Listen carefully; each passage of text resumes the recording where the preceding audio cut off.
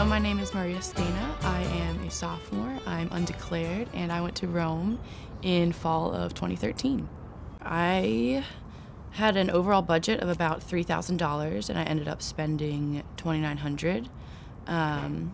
Going into it, I didn't really know how to split it all up. Like, should I be, some people made spreadsheets of how much money they were going to spend, and then they would enter it in as they were going through the semester. And I'm not really that organized, so I just kind of did it as I went. I talked to a friend about 2 weeks into the semester, and she said she was going to do a budget of about €200 per travel weekend, and I think she said about $900 for 10-day, and so we were just talking about that, and I thought that sounded pretty good. So I didn't necessarily spend that much every weekend. I kind of tried to spend less. So whenever you're in Rome with your friends, pretty much every single time, there's going to be one person who's like, hey, let's get gelato. So you can end up spending a lot of money on gelato and coffee, and when you're out at night, on alcohol. Before you travel anywhere, know what their currency is, because I didn't realize that not all of Europe is on the euro.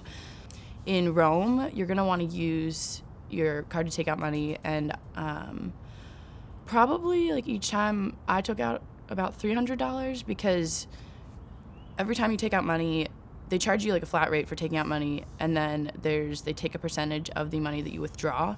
So if you take it out, if you take out larger amounts, it's better, because then you're not losing as much, kind of. So before I went to Rome, I went to my bank and I told them that I was going to be going to Italy and that I was going to be traveling a lot. So they asked me where all I was going, and I had absolutely no idea, because it was right before the semester.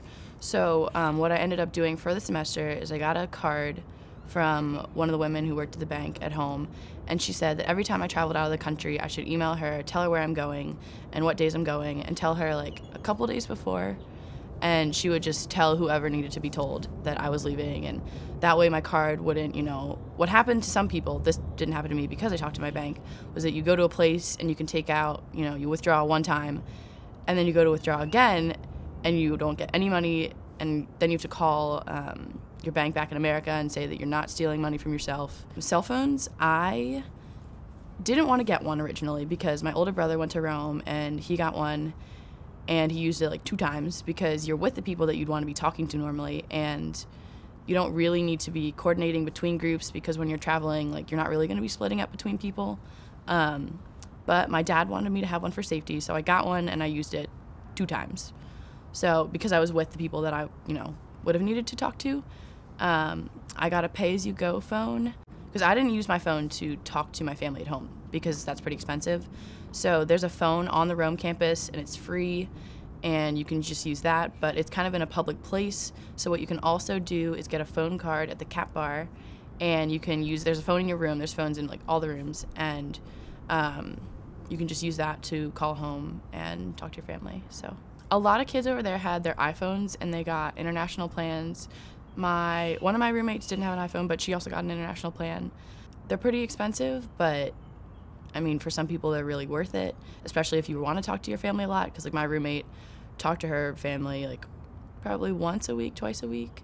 Another good thing about having your iPhone over there is that a lot of times you're not going to know where you are, and sometimes, you don't have the correct map for the place that you're at, or obviously there's a language barrier. So it's great to have your iPhone just for maps, and there's also an app you can get where you download the map of the city before, and then I don't think it's it doesn't have the little dot that shows you exactly where you are on the map, but then you just have the map on your phone, so you don't need Wi-Fi for it once you have it, so that's good to have too.